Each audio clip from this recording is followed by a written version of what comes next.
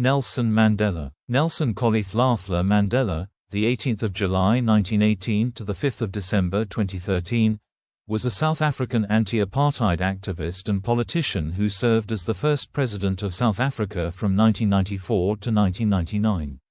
He was the country's first black head of state and the first elected in a fully representative democratic election.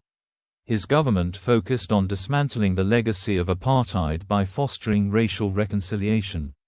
Ideologically an African nationalist and socialist, he served as the president of the African National Congress (ANC) party from 1991 to 1997. A Xhosa, Mandela was born into the Thembu royal family in Imvezo, South Africa. He studied law at the University of Fort Hare and the University of Witwatersrand before working as a lawyer in Johannesburg. There he became involved in anti-colonial and African nationalist politics, joining the ANC in 1943 and co-founding its Youth League in 1944.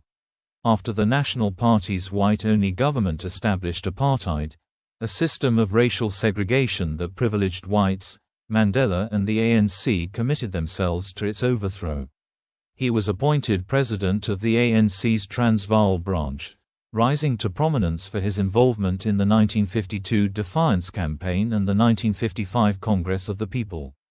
He was repeatedly arrested for seditious activities and was unsuccessfully prosecuted in the 1956 Treason trial.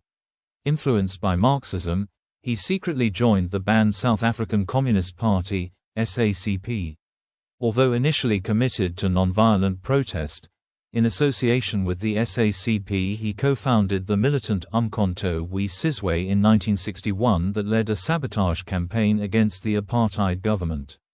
He was arrested and imprisoned in 1962, and, following the Rivonia trial, was sentenced to life imprisonment for conspiring to overthrow the state. Mandela served 27 years in prison, split between Robben Island, Pollsmoor Prison and Verster Prison. Amid growing domestic and international pressure and fears of racial civil war, President F. W. de Klerk released him in 1990. Mandela and de Klerk led efforts to negotiate an end to apartheid, which resulted in the 1994 multiracial general election in which Mandela led the ANC to victory and became president. Leading a broad coalition government which promulgated a new constitution, Mandela emphasized reconciliation between the country's racial groups and created the Truth and Reconciliation Commission to investigate past human rights abuses. Economically, his administration retained its predecessor's liberal framework despite his own socialist beliefs, also introducing measures to encourage land reform, combat poverty and expand healthcare services. Internationally, Mandela acted as mediator in the Pan Am Flight 103 bombing trial and served as Secretary-General of the Non-Aligned Movement from 1998 to 1999. He declined a second presidential term and was succeeded by his deputy, Thabo Mbeki. Mandela became an elder statesman and focused on combating poverty and HIV/AIDS through the charitable Nelson Mandela Foundation. Mandela was a controversial figure for much of his life.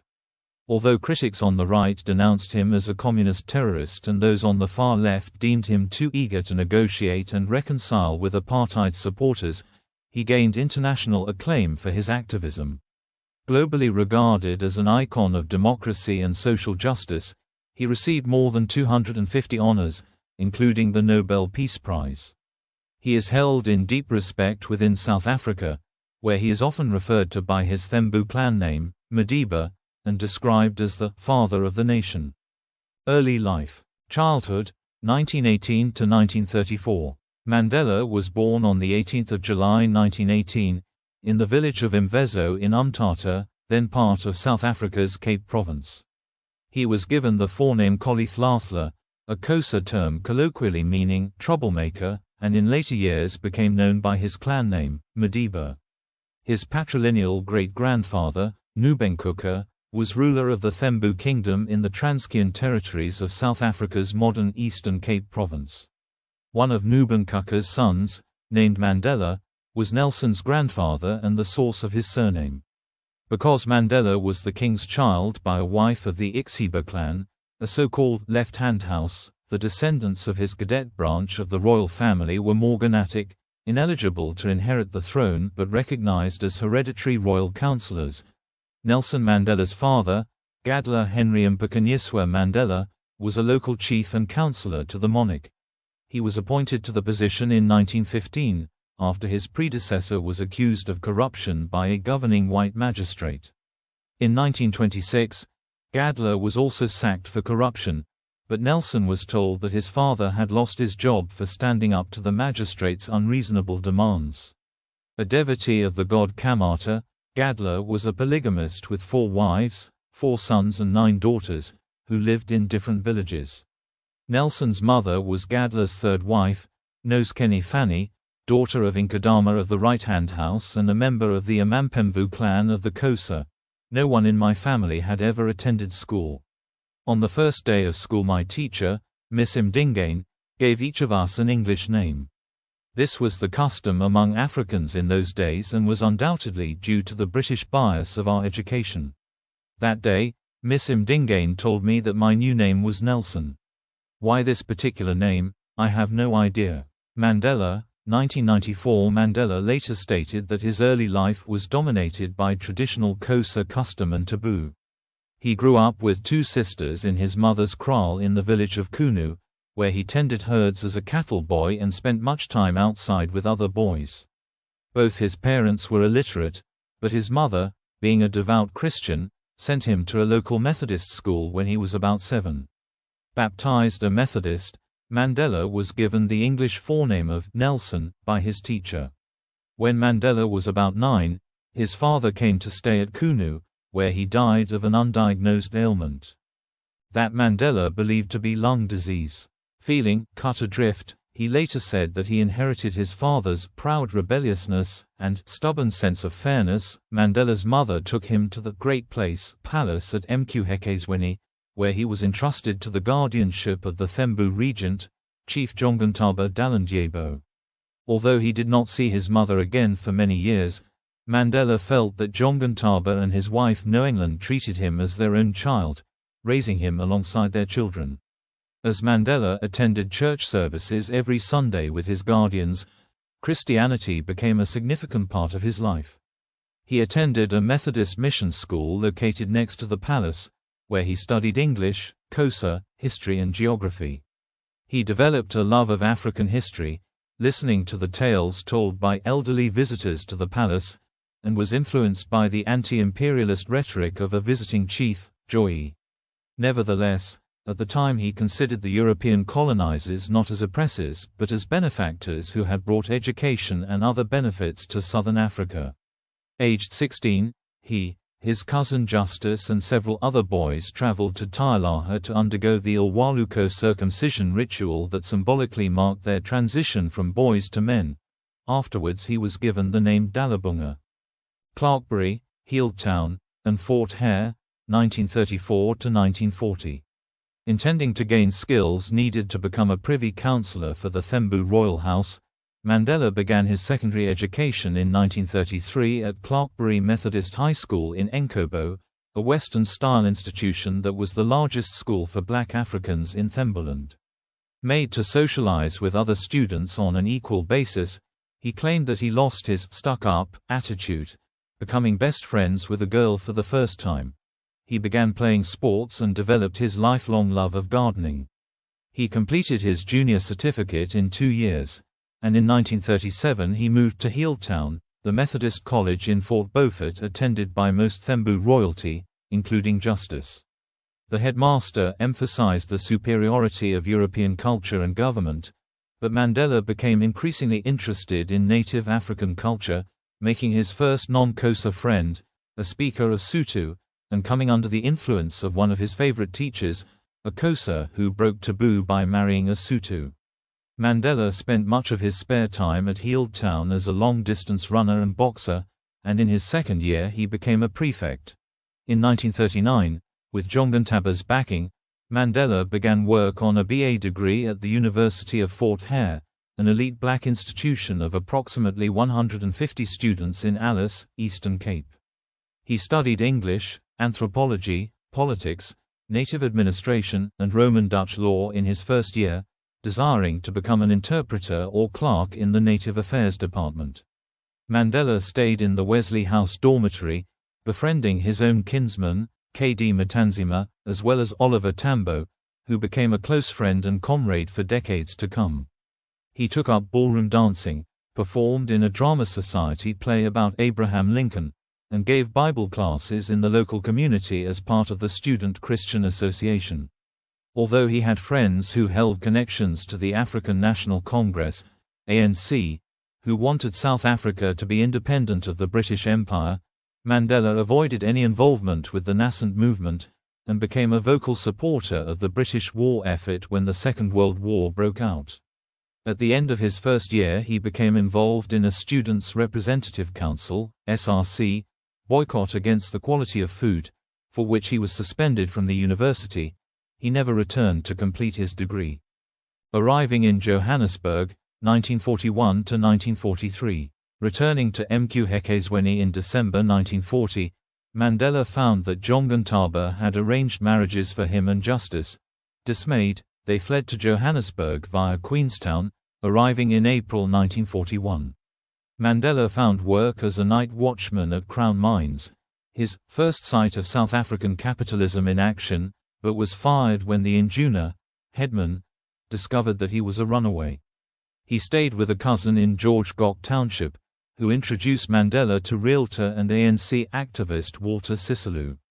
The latter secured Mandela a job as an articled clerk at the law firm of Witken, Seidelski and Eidelman, a company run by Lazar Seidelski, a liberal Jew sympathetic to the ANC's cause.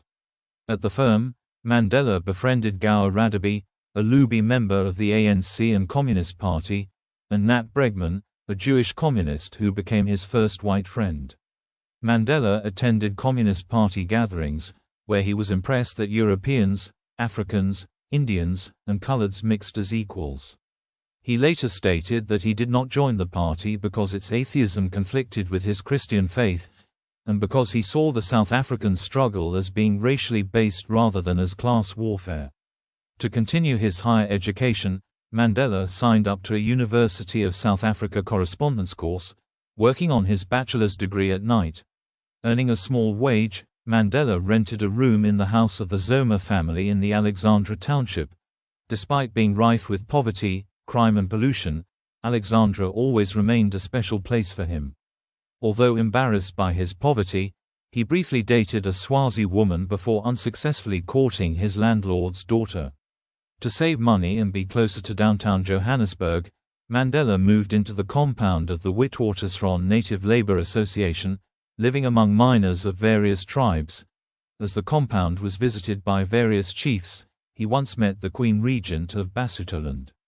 In late 1941, Jongan Taba visited Johannesburg, there forgiving Mandela for running away, before returning to Thembaland, where he died in the winter of 1942. After he passed his BA exams in early 1943, Mandela returned to Johannesburg to follow a political path as a lawyer rather than become a privy councillor in Thembaland. Early revolutionary activity, law studies and the ANC Youth League, 1943 to 1949. Mandela began studying law at the University of the Witwatersrand, where he was the only black African student and faced racism. There, he befriended liberal and communist European, Jewish and Indian students, among them Joe Slovo and Ruth First. Becoming increasingly politicized, Mandela marched in August 1943 in support of a successful bus boycott to reverse fare rises.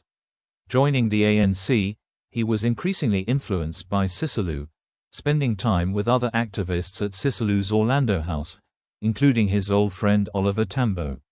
In 1943, Mandela met Anton Lembede, an ANC member affiliated with the Africanist branch of African nationalism, which was virulently opposed to a racially united front against colonialism and imperialism or to an alliance with the communists. Despite his friendships with non-blacks and communists, Mandela embraced Lembede's views, believing that black Africans should be entirely independent in their struggle for political self-determination. Deciding on the need for a youth wing to mass mobilize Africans in opposition to their subjugation, Mandela was among a delegation that approached ANC President Alfred Bettini Zuma on the subject at his home in Sophiatown. The African National Congress Youth League, ANCYL, was founded on Easter Sunday 1944 in the Bantu Men's Social Center, with Lembede as president and Mandela as a member of its executive committee. At Sisulu's house, Mandela met Evelyn Mays, a trainee nurse and ANC activist from Enkobo, Transkei. Entering a relationship and marrying in October 1944, they initially lived with her relatives until moving into a rented house in the township of Orlando in early 1946. Their first child, Madiba Thembekile, was born in February 1945. A daughter, Makaziwe, was born in 1947 but died of meningitis 9 months later. Mandela enjoyed home life, welcoming his mother and his sister, Libi, to stay with him. In early 1947, his 3 years of articles ended at Witkin, Sidelsky and Eidelman, and he decided to become a full-time student, subsisting on loans from the Bantu Welfare Trust. In July 1947, Mandela rushed Lembede, who was ill, to hospital, where he died. He was succeeded as ANCYL president by the more moderate Peter MDA, who agreed to cooperate with communists and non-blacks, appointing Mandela ANCYL secretary. Mandela disagreed with MDA's approach, and in December 1947 supported an unsuccessful measure to expel communists from the ANCYL, considering their ideology un-African. In 1947, Mandela was elected to the executive committee of the ANC's Transvaal province branch, serving under regional president C.S. Ramohano. When Ramohano acted against the wishes of the committee by cooperating with Indians and communists, Mandela was one of those who forced his resignation. In the South African general election in 1948, in which only whites were permitted to vote, the Afrikaner-dominated Herenigde Nasionale Party under Daniel François Mallon took power, soon uniting with the Afrikaner Party to form the National Party. Openly racialist, the party codified and expanded racial segregation with new apartheid legislation. Gaining increasing influence in the ANC, Mandela and his party cadre allies began advocating direct action against apartheid, such as boycotts and strikes, influenced by the tactics already employed by South Africa's Indian community. Zuma did not support these measures and was removed from the presidency in a vote of no confidence, replaced by James Moroka and a more militant executive committee containing Sisulu, MDA, Tambo and Godfrey Pagi. Mandela later related that he and his colleagues had guided the ANC to a more radical and revolutionary path. Having devoted his time to politics, Mandela failed his final year at Witwatersrand 3 times. He was ultimately denied his degree in December 1949. Defiance campaign and Transvaal ANC presidency, 1950 to 1954. Mandela took Zuma's place on the ANC National Executive in March 1950, and that same year was elected national president of the ANCYL. In March, the Defend Free Speech Convention was held in Johannesburg, bringing together African, Indian and communist activists to call a May Day general strike in protest against apartheid and white minority rule. Mandela opposed the strike because it was multi-racial and not ANC-led, but a majority of black workers took part, resulting in increased police repression and the introduction of the Suppression of Communism Act, 1950, affecting the actions of all protest groups.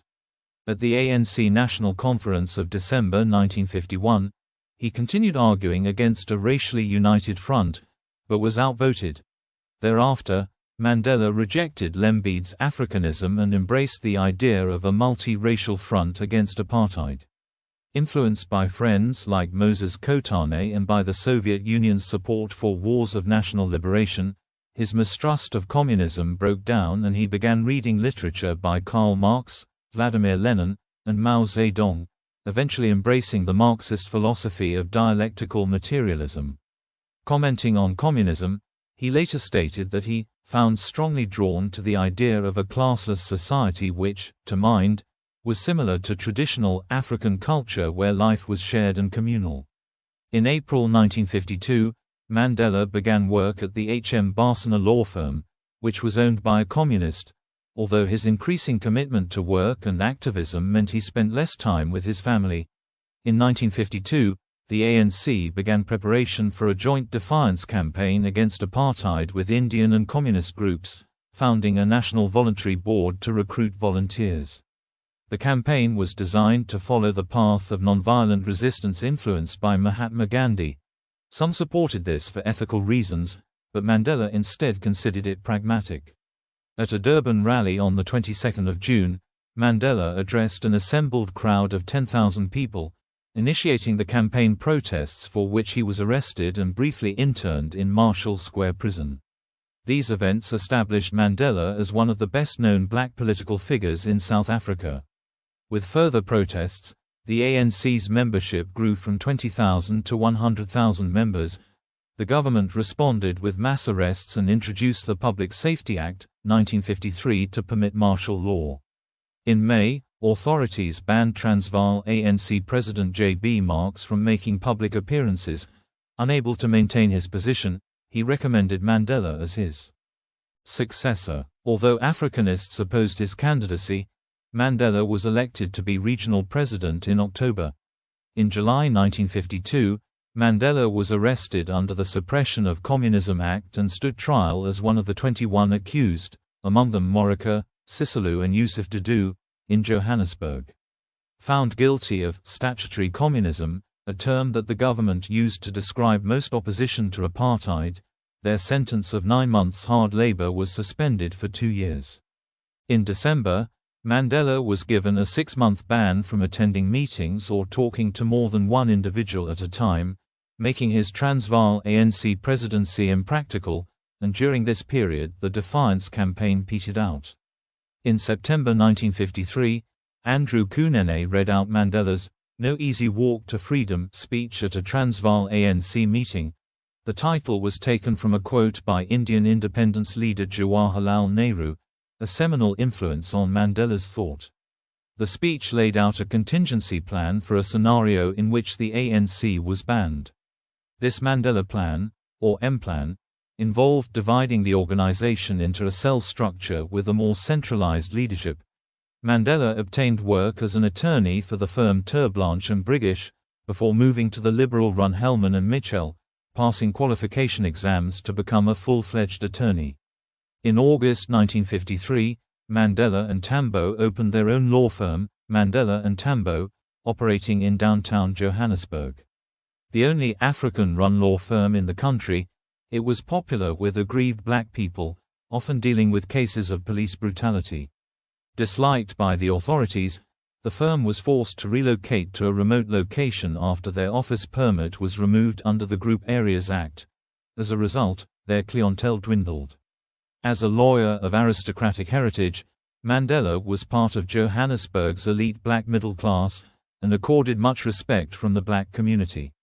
Although a second daughter, Makaziwe Fumia, was born in May 1954, Mandela's relationship with Evelyn became strained, and she accused him of adultery.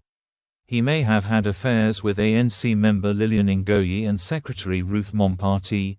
Various individuals close to Mandela in this period have stated that the latter bore him a child.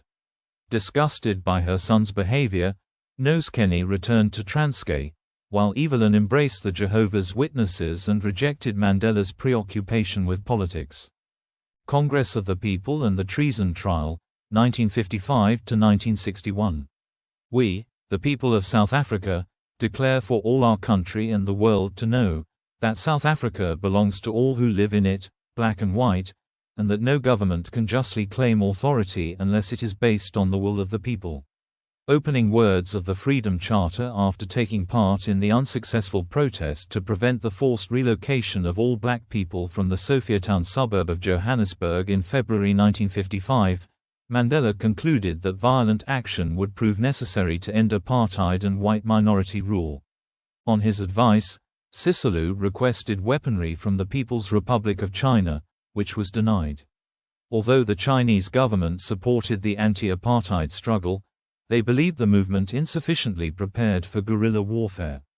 With the involvement of the South African Indian Congress, the Colored People's Congress, the South African Congress of Trade Unions and the Congress of Democrats, the ANC planned a Congress of the People, calling on all South Africans to send in proposals for a post-apartheid era.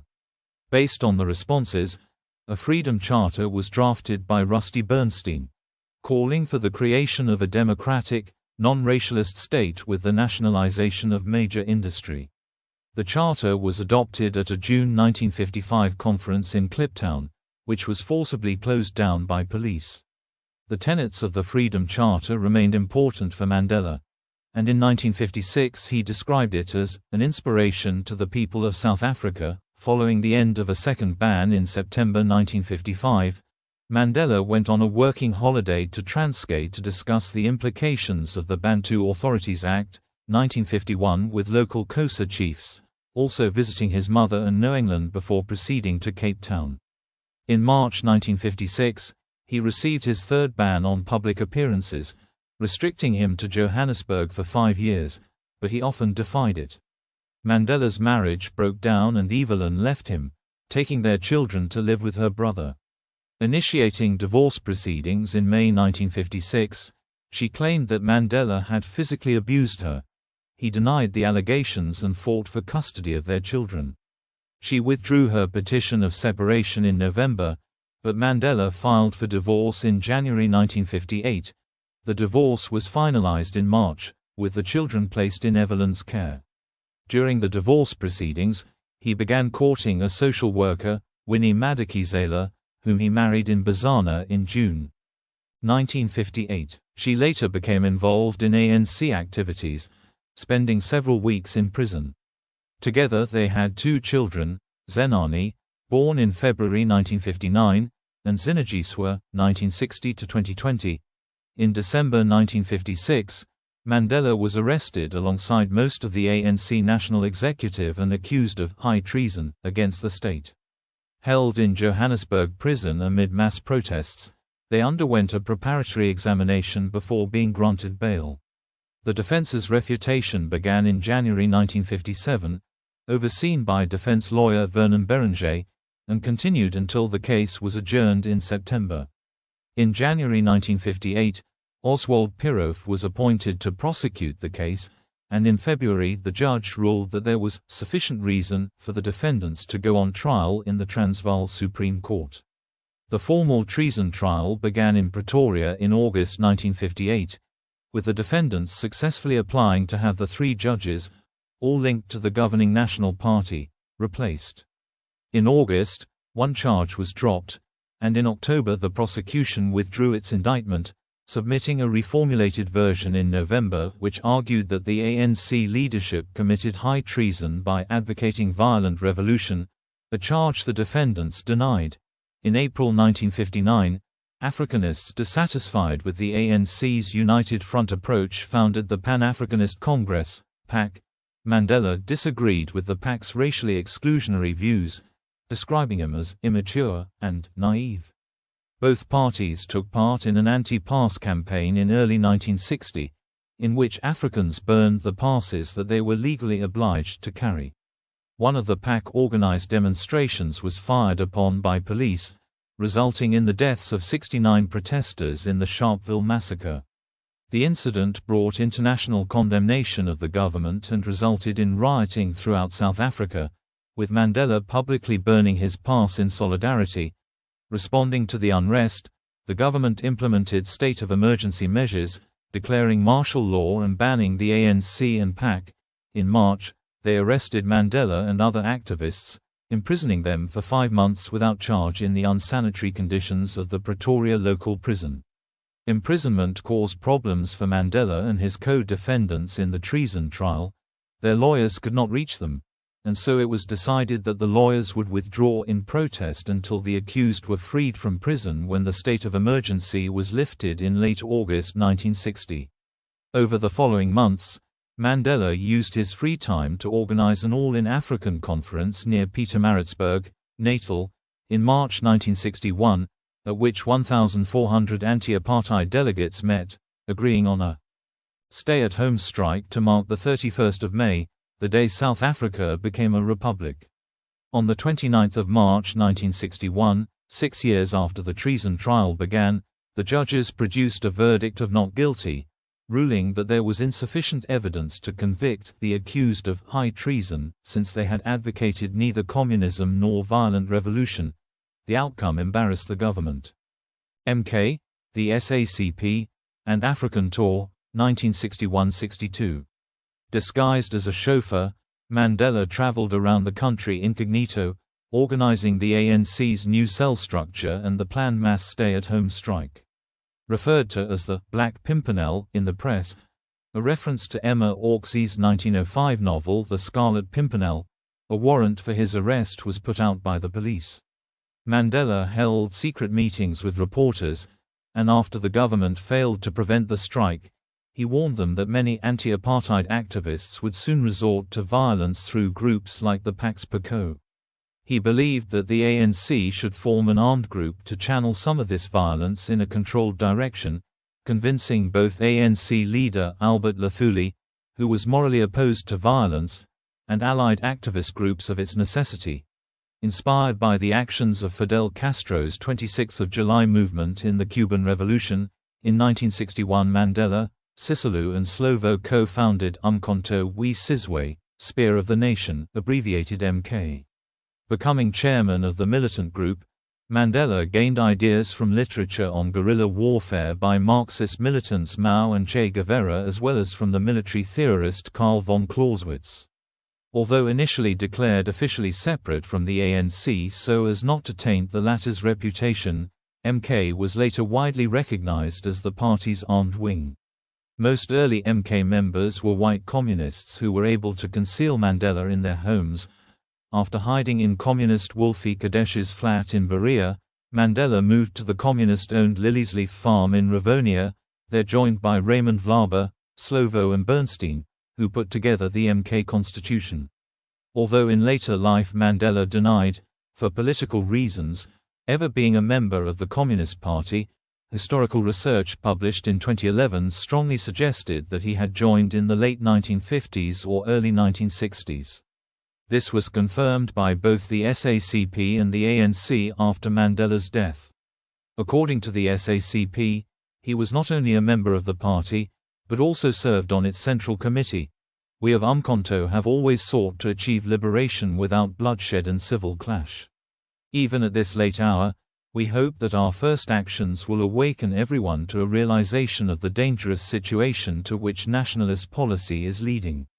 We hope that we will bring the government and its supporters to their senses before it is too late so that both government and its policies can be changed before matters reach the desperate stage of civil war. Statement released by MK to announce the start of their sabotage campaign operating through a cell structure.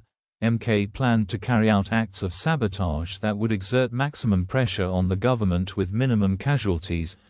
They sought to bomb military installations, power plants, telephone lines, and transport links at night, when civilians were not present. Mandela stated that they chose sabotage because it was the least harmful action, did not involve killing, and offered the best hope for racial reconciliation afterwards. He nevertheless acknowledged that should this have failed then guerrilla warfare might have been necessary. Soon after ANC leader Luthuli was awarded the Nobel Peace Prize, MK publicly announced its existence with 57 bombings on Dingane's Day, 16 December, 1961, followed by further attacks on New Year's Eve. The ANC decided to send Mandela as a delegate to the February 1962 meeting of the Pan-African Freedom Movement for East, Central and Southern Africa, PAFMECSA, in Addis Ababa, Ethiopia. Leaving South Africa in secret via Bechuanaland, on his way Mandela visited Tanganyika and met with its president, Julius Nyerere. Arriving in Ethiopia, Mandela met with Emperor Haile Selassie I, and gave his speech after Selassie's at the conference. After the symposium, he traveled to Cairo, Egypt, admiring the political reforms of President Gamal Abdel Nasser, and in April 1962 he went to Morocco where asked El Khatib to meet the king to ask him to give him £5,000. The next day he got the £5,000 along with some weapons and training to Mandela's soldier, and then went to Tunisia, where President Habib Bourguiba gave him £5,000 for weaponry. He proceeded to Morocco, Mali, Guinea, Sierra Leone, Liberia and Senegal, receiving funds from Liberian President William Tubman and Guinean President Ahmed Scoutouré. He left Africa for London, England, where he met anti-apartheid activists, reporters and prominent politicians. Upon returning to Ethiopia, he began a 6-month course in guerrilla warfare, but completed only 2 months before being recalled to South Africa by the ANC's leadership. Imprisonment, arrest and Rivonia trial, 1962–1964. On 5 August 1962, police captured Mandela along with fellow activist Cecil Williams near Howick.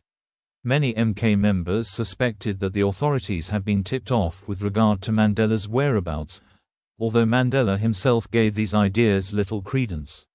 In later years, Donald Rickard, a former American diplomat, revealed that the Central Intelligence Agency, which feared Mandela's associations with communists, had informed the South African police of his location. Jailed in Johannesburg's Marshall Square prison, Mandela was charged with inciting workers' strikes and leaving the country without permission. Representing himself with Slovo as legal advisor, Mandela intended to use the trial to showcase the ANC's moral opposition to racism, while supporters demonstrated outside the court. Moved to Pretoria, where Winnie could visit him, he began correspondence studies for a Bachelor of Laws (LLB) degree from the University of London International Programmes. His hearing began in October, but he disrupted proceedings by wearing a traditional kaross, refusing to call any witnesses, and turning his plea of mitigation into a political speech. Found guilty, he was sentenced to 5 years imprisonment. As he left the courtroom, supporters sang Kosi Sikelel I Africa, I have fought against white domination, and I have fought against black domination. I have cherished the ideal of a democratic and free society in which all persons will live together in harmony and with equal opportunities. It is an ideal which I hope to live for and to see realized. But if it needs be, it is an ideal for which I am prepared to die. Mandela's Rivonia trial speech, 1964. On the 11th of July 1963, police raided Liliesleaf Farm, arresting those that they found there and uncovering paperwork documenting MK's activities, some of which mentioned Mandela. The Rivonia trial began at Pretoria Supreme Court in October, with Mandela and his comrades charged with 4 counts of sabotage and conspiracy to violently overthrow the government. Their chief prosecutor was Percy Utah. Judge Quartus de Wet soon threw out the prosecution's case for insufficient evidence, but Utah reformulated the charges, presenting his new case from December 1963 until February 1964, calling 173 witnesses and bringing thousands of documents and photographs to the trial. Although 4 of the accused denied involvement with MK, Mandela and the other 5 accused admitted sabotage but denied that they had ever agreed to initiate guerrilla war against the government. They used the trial to highlight their political cause. At the opening of the defense's proceedings, Mandela gave his 3-hour "I am prepared to die" speech. That speech, which was inspired by Castro's "History will absolve me," was widely reported in the press despite official censorship. The trial gained international attention. There were global calls for the release of the accused from the United Nations and World Peace Council, while the University of London Union voted Mandela to its presidency. On 12 June 1964, Justice de Wet found Mandela and 2 of his co-accused guilty on all 4 charges. Although the prosecution had called for the death sentence to be applied, the judge instead condemned them to life imprisonment. Robben Island, 1964–1982. In 1964, Mandela and his co-accused were transferred from Pretoria to the prison on Robben Island, remaining there for the next 18 years. Isolated from non-political prisoners in Section B, Mandela was imprisoned in a damp concrete cell measuring 8 feet (2.4 meters) by 7 feet (2.1 meters), with a straw mat on which to sleep. Verbally and physically harassed by several white prison wardens, the Rivonia trial prisoners spent their days breaking rocks into gravel, until being reassigned in January 1965 to work in a lime quarry. Mandela was initially forbidden to wear sunglasses, and the glare from the lime permanently damaged his eyesight. At night, he worked on his LLB degree, which he was obtaining from the University of London through a correspondence course with Wolsey Hall, Oxford, but newspapers were forbidden, and he was locked in solitary confinement on several occasions for the possession of smuggled news clippings. He was initially classified as the lowest grade of prisoner, Class D, meaning that he was permitted one visit and one letter every 6 months. Although all mail was heavily censored, the political prisoners took part in work and hunger strikes, the latter considered largely ineffective by Mandela, to improve prison conditions, viewing this as a microcosm of the anti-apartheid struggle. ANC prisoners elected him to their four-man high organ, along with Sisulu, Governor Mbeki and Raymond Vlaber, and he involved himself in a group, named Ulundi, that represented all political prisoners, including Eddie Daniels, on the island, through which he forged links with PAC and Yu Chi Chan Club members. Initiating the University of Robben Island, whereby prisoners lectured on their own areas of expertise, he debated socio-political topics with his comrades. Though attending Christian Sunday services, Mandela studied Islam. He also studied Afrikaans, hoping to build a mutual respect with the warders and convert him to his cause. Various official visitors met with Mandela, most significantly the Liberal parliamentary representative Helen Suzman of the Progressive Party, who championed Mandela's cause outside of prison. In September 1970, he met British Labour Party politician Dennis Healey. South African Minister of Justice Jimmy Kruger visited in December 1974, but he and Mandela did not get along with each other. His mother visited in 1968, dying shortly after, and his firstborn son Thembi died in a car accident the following year. Mandela was forbidden from attending either funeral. His wife was rarely able to see him, being regularly imprisoned for political activity, and his daughters first visited in December 1975. Winnie was released from prison in 1977 but was forcibly settled in Brandfort and remained unable to see him. From 1967 onwards, prison conditions improved. Black prisoners were given trousers rather than shorts, games were permitted, and the standard of their food was raised. In 1969, an escape plan for Mandela was developed by Gordon Bruce, but it was abandoned after the conspiracy was infiltrated by an agent of the South African Bureau of State Security, BOS, who hoped to see Mandela shot during the escape. In 1970, Commander Piet Badenhorst became commanding officer. Mandela, seeing an increase in the physical and mental abuse of prisoners, complained to visiting judges, who had Badenhorst reassigned. He was replaced by Commander Willie Willem C., who developed a cooperative relationship with Mandela and was keen to improve prison standards. By 1975, Mandela had become a class A prisoner, which allowed him greater numbers of visits and letters. He corresponded with anti-apartheid activists like Mangosuthu Buthelezi and Desmond Tutu. That year, he began his autobiography, which was smuggled to London, but remained unpublished at the time. Prison authorities discovered several pages, and his LLB study privileges were revoked for 4 years.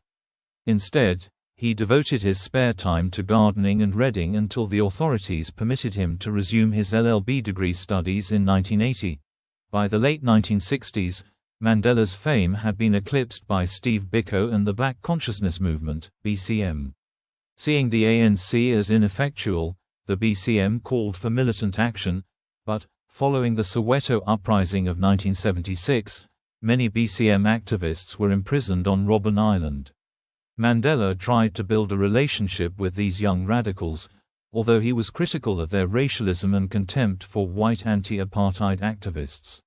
Renewed international interest in his plight came in July 1978, when he celebrated his 60th birthday. He was awarded an honorary doctorate in Lesotho, the Jawaharlal Nehru Award for International Understanding in India in 1979, and the Freedom of the City of Glasgow, Scotland in 1981. In March 1980, the slogan, "Free Mandela," was developed by journalist Percy CODESA, sparking an international campaign that led the UN Security Council to call for his release. Despite increasing foreign pressure, the government refused, relying on its Cold War allies US President Ronald Reagan and British Prime Minister Margaret Thatcher. Both considered Mandela's ANC a terrorist organization sympathetic to communism and supported its suppression. Pollsmoor Prison, 1982–1988. In April 1982, Mandela was transferred to Pollsmoor Prison in Tokai, Cape Town, along with senior ANC leaders Walter Sisulu, Andrew Mlangeni, Ahmed Kathrada and Raymond Vlaber. They believed that they were being isolated to remove their influence on younger activists at Robben Island. Conditions at Pollsmoor were better than at Robben Island, although Mandela missed the camaraderie and scenery of the island. Getting on well with Pollsmoor's commanding officer, Brigadier Munro, Mandela was permitted to create a roof garden. He also read voraciously and corresponded widely, now being permitted 52 letters a year. He was appointed patron of the multi-racial United Democratic Front, UDF, founded to combat reforms implemented by South African President P.W. Botha.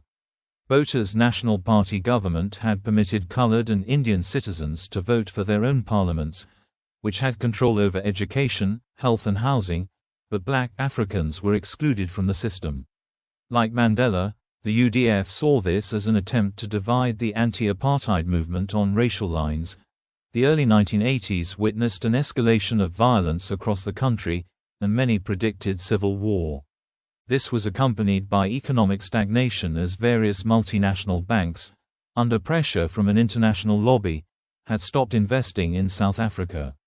Numerous banks and Thatcher asked Botha to release Mandela, then at the height of his international fame, to defuse the volatile situation.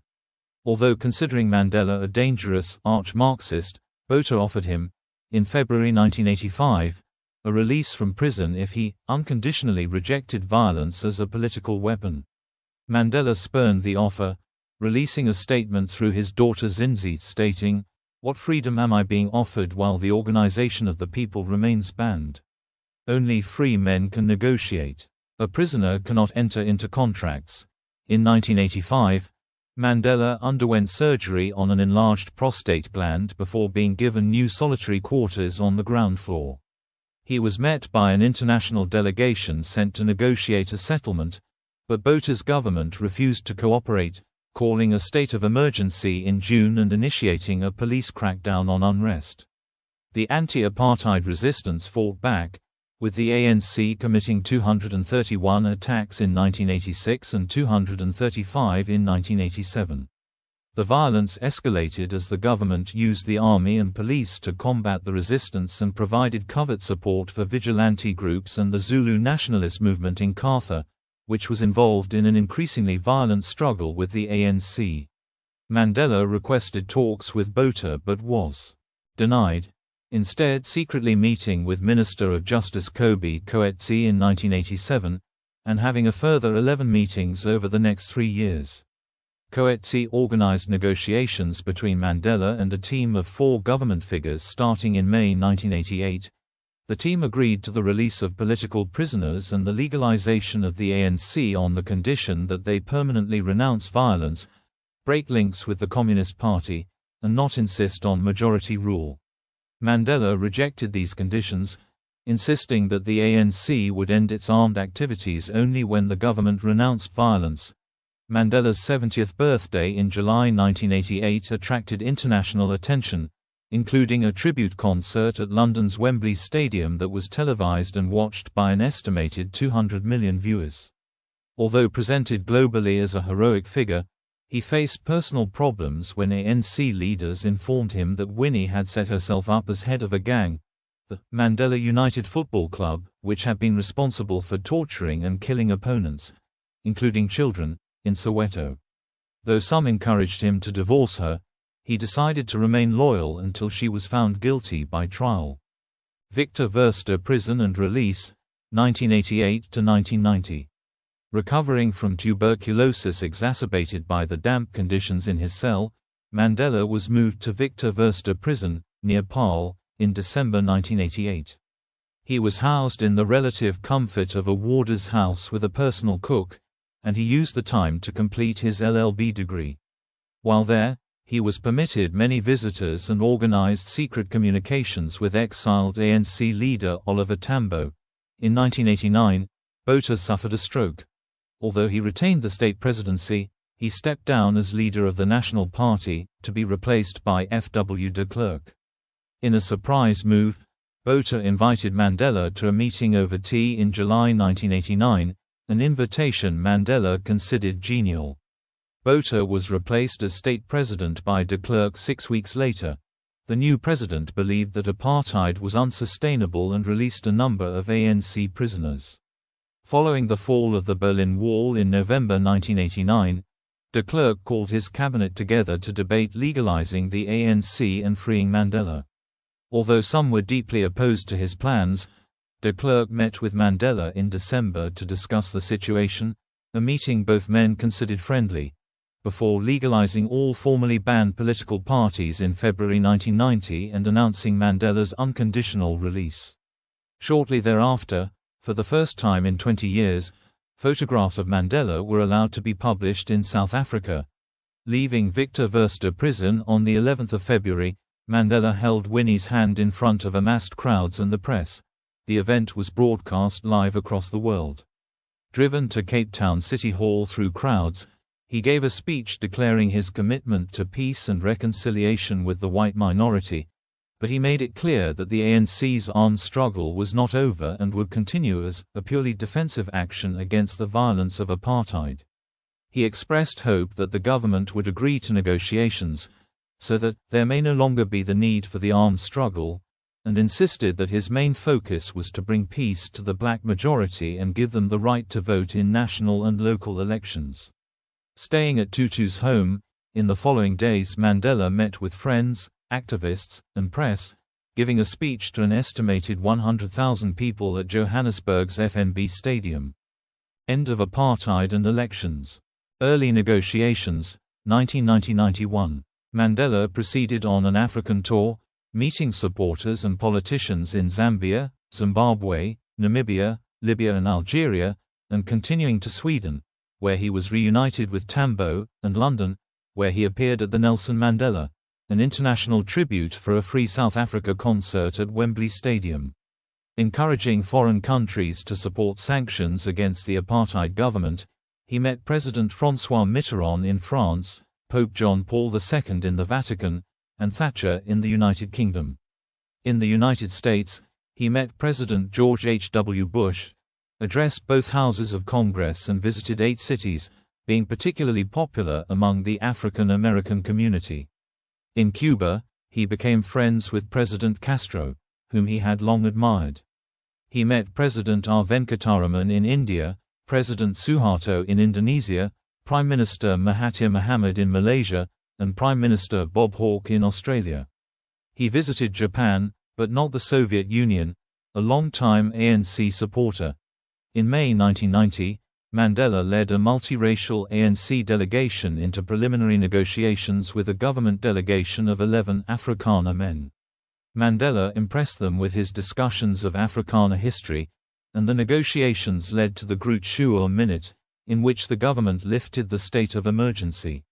In August, Mandela, recognizing the ANC's severe military disadvantage, offered a ceasefire, the Pretoria Minute, for which he was widely criticized by MK activists. He spent much time trying to unify and build the ANC, appearing at a Johannesburg conference in December attended by 1,600 delegates, many of whom found him more moderate than expected. At the ANC's July 1991 National Conference in Durban, Mandela admitted that the party had faults and wanted to build a task force for securing majority rule. At the conference, he was elected ANC president, replacing the ailing Tambo, and a 50-strong multiracial, mixed-gendered national executive was elected. Mandela was given an office in the newly purchased ANC headquarters at Shell House, Johannesburg, and moved into Winnie's large Soweto home. Their marriage was increasingly strained as he learned of her affair with Dali Mpofu, but he supported her during her trial for kidnapping and assault. He gained funding for her defense from the International Defense and Aid Fund for Southern Africa and from Libyan leader Muammar Gaddafi, but, in June 1991, she was found guilty and sentenced to 6 years in prison, reduced to 2 on appeal. On 13 April 1992, Mandela publicly announced his separation from Winnie. The ANC forced her to step down from the national executive for misappropriating ANC funds. Mandela moved into the mostly white Johannesburg suburb of Healdtown. Mandela's prospects for a peaceful transition were further damaged by an increase in black-on-black violence, particularly between ANC and Inkatha supporters in KwaZulu-Natal, which resulted in thousands of deaths. Mandela met with Inkatha leader Buthelezi, but the ANC prevented further negotiations on the issue. Mandela argued that there was a third force within the state intelligence services fueling the slaughter of the people, and openly blamed de Klerk, whom he increasingly distrusted, for the Sebokeng massacre. In September 1991, a national peace conference was held in Johannesburg at which Mandela, Buthelezi and de Klerk signed a peace accord, though the violence continued. CODESA talks, 1991–92. The Convention for a Democratic South Africa, CODESA, began in December 1991 at the Johannesburg World Trade Center, attended by 228 delegates from 19 political parties. Although Cyril Ramaphosa led the ANC's delegation, Mandela remained a key figure. After de Klerk used the closing speech to condemn the ANC's violence, Mandela took to the stage to denounce de Klerk as the head of an illegitimate, discredited minority regime. Dominated by the National Party and ANC, little negotiation was achieved.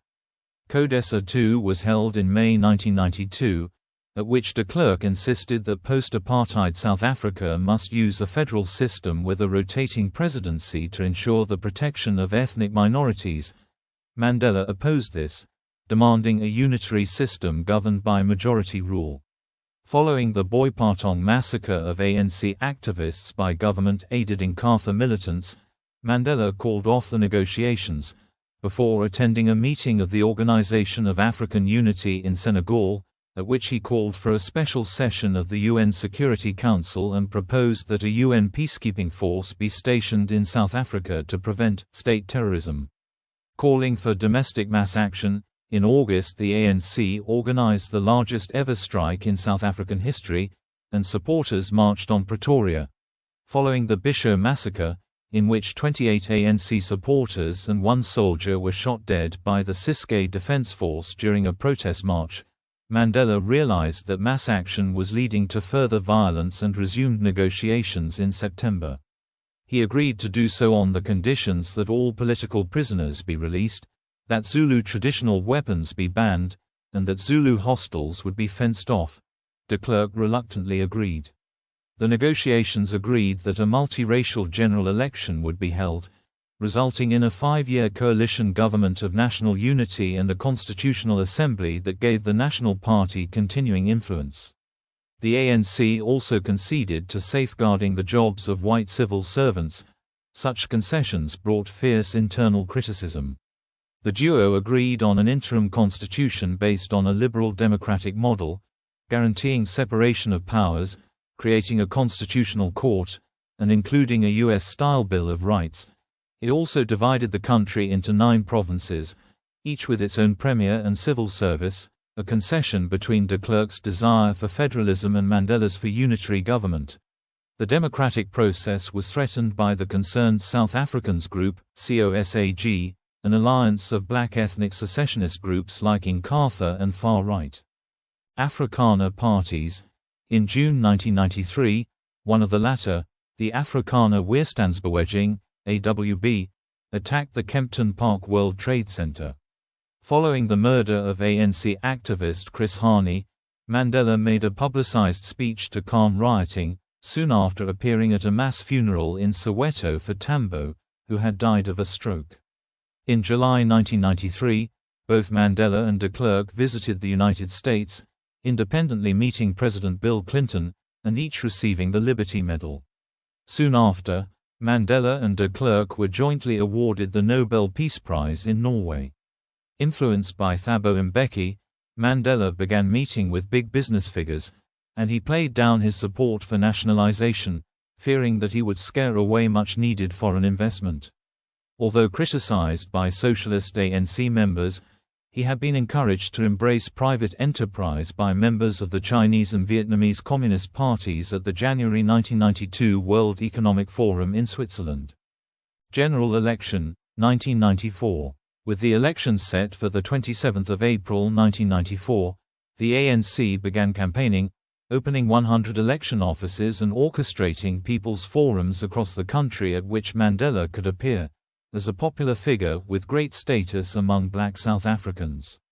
The ANC campaigned on a Reconstruction and Development Program, RDP, to build 1 million houses in 5 years, introduce universal free education and extend access to water and electricity. The party's slogan was, "A better life for all," although it was not explained how this development would be funded. With the exception of the Weekly Mail and the New Nation, South Africa's press opposed Mandela's election, fearing continued ethnic strife, instead supporting the National or Democratic Party.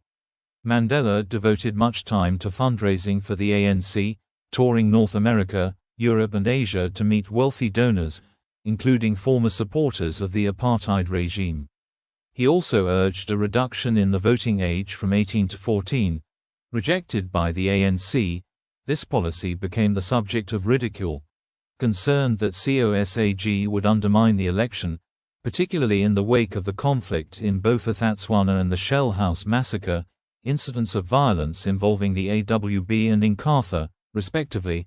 Mandela met with Afrikaner politicians and generals, including P.W. Botha, Pik Botha and Constant Viljoen, persuading many to work within the democratic system. With de Klerk, he also convinced Inkatha's Buthelezi to enter the elections rather than launch a war of secession. As leaders of the two major parties, de Klerk and Mandela appeared on a televised debate. Mandela's offer to shake his hand surprised him, leading some commentators to deem it a victory for Mandela. The election went ahead with little violence, although an AWB cell killed 20 with car bombs. As widely expected, the ANC won a sweeping victory, taking 63% of the vote, just short of the two-thirds majority needed to unilaterally change the constitution. The ANC was also victorious in 7 provinces, with Inkatha and the National Party each taking 1. Mandela voted at the Olange High School in Durban, and though the ANC's victory assured his election as president, he publicly accepted that the election had been marred by instances of fraud and sabotage. Presidency of South Africa, 1994 to 1999. The newly elected National Assembly's first act was to formally elect Mandela as South Africa's first black chief executive. His inauguration took place in Pretoria on 10 May 1994, televised to 1 billion viewers globally. The event was attended by 4,000 guests, including world leaders from a wide range of geographic and ideological backgrounds. Mandela headed a government of national unity dominated by the ANC, which had no experience of governing by itself, but containing representatives from the National Party and Inkatha. Under the interim constitution, Inkatha and the National Party were entitled to seats in the government by virtue of winning at least 20 seats. In keeping with earlier agreements, both de Klerk and Thabo Mbeki were given the position of deputy president. Although Mbeki had not been his first choice for the job, Mandela grew to rely heavily on him throughout his presidency, allowing him to shape policy details. Moving into the presidential office at Tynewees in Cape Town, Mandela allowed de Klerk to retain the presidential residence in the Groot Schuur estate, instead settling into the nearby Westbrick Manor, which he renamed Genadendel, meaning Valley of Mercy, in Afrikaans. Retaining his Horton home, he also had a house built in his home village of Kunu, which he visited regularly, meeting with locals, and judging tribal disputes. Aged 76, he faced various ailments, and although exhibiting continued energy, he felt isolated and lonely. He often entertained celebrities, such as Michael Jackson, Whoopi Goldberg and the Spice Girls, and befriended ultra-rich businessmen, like Harry Oppenheimer of Anglo-American. He also met with Queen Elizabeth II on her March 1995 state visit to South Africa, which earned him strong criticism from ANC anti-capitalists. Despite his opulent surroundings, Mandela lived simply, donating a third of his R552,000 annual income to the Nelson Mandela Children's Fund, which he had founded in 1995. Although dismantling press censorship, speaking out in favor of freedom of the press and befriending many journalists, Mandela was critical of much of the country's media, noting that it was overwhelmingly owned and run by middle-class whites and believing that it focused too heavily on scaremongering about crime. In December 1994, Mandela published Long Walk to Freedom, an autobiography based around a manuscript he had written in prison, augmented by interviews conducted with American journalist Richard Stengel. In late 1994, he attended the 49th conference of the ANC in Bloemfontein, at which a more militant national executive was elected, among them Winnie Mandela. Although she expressed an interest in reconciling, Nelson initiated divorce proceedings in August 1995.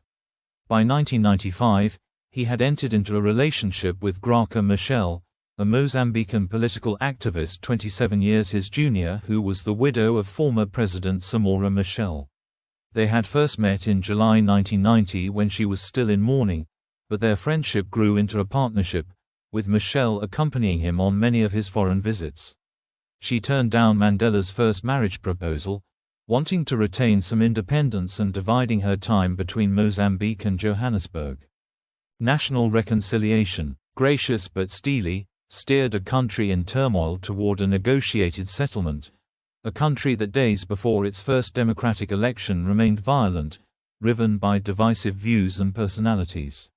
He endorsed national reconciliation, an idea he did not merely foster in the abstract, but performed with panache and conviction in reaching out to former adversaries.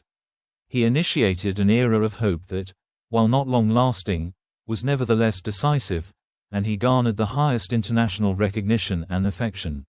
Rita Barnard, the Cambridge companion to Nelson Mandela presiding over the transition from apartheid minority rule to a multicultural democracy, Mandela saw national reconciliation as the primary task of his presidency. Having seen other post-colonial African economies damaged by the departure of white elites, Mandela worked to reassure South Africa's white population that they were protected and represented in the Rainbow Nation. Although his government of national unity would be dominated by the ANC, he attempted to create a broad coalition by appointing de Klerk as deputy president and appointing other National Party officials as ministers for agriculture, environment, and minerals and energy, as well as naming Buthelezi as Minister for Home Affairs. The other cabinet positions were taken by ANC members, many of whom, like Joe Madiz, Alfred Nzo, Joe Slovo, Mac Maharaj and Dullah Omar, had long been comrades of Mandela, although others, such as Tito Mboweni and Jeff Radebe, were far younger. Mandela's relationship with de Klerk was strained. Mandela thought that de Klerk was intentionally provocative, and de Klerk felt that he was being intentionally humiliated by the president.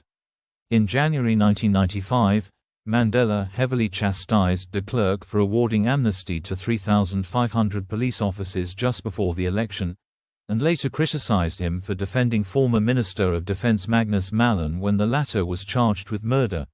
Mandela personally met with senior figures of the apartheid regime, including lawyer Percy Utah and Hendrik Verwoerd's widow, Betsy Shumbi, also laying a wreath by the statue of Afrikaner hero Daniel Theron.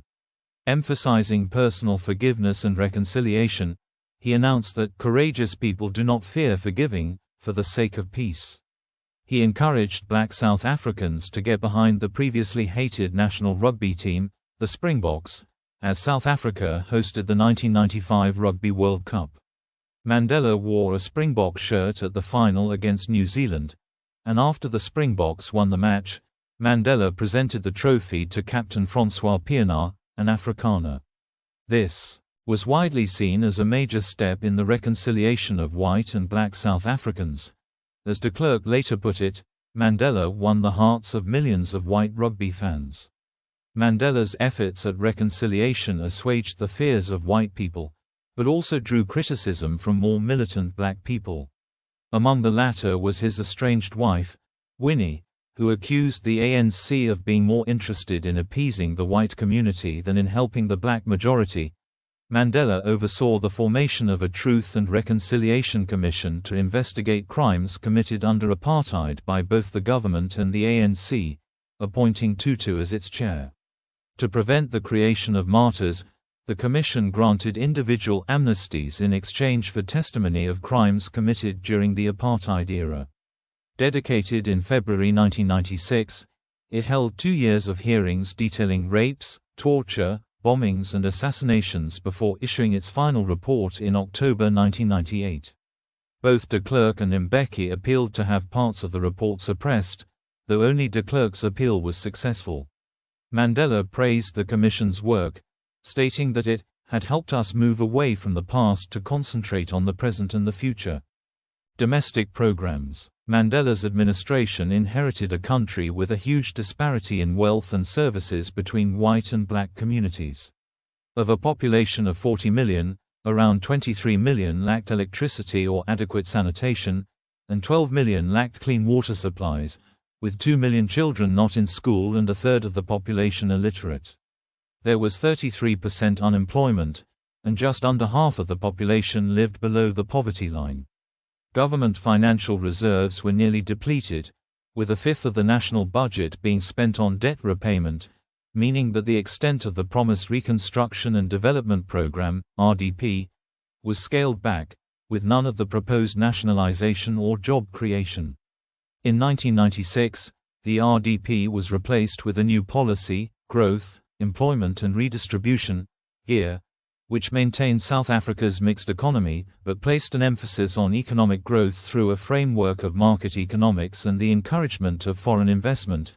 Many in the ANC derided it as a neoliberal policy that did not address social inequality, no matter how Mandela defended it.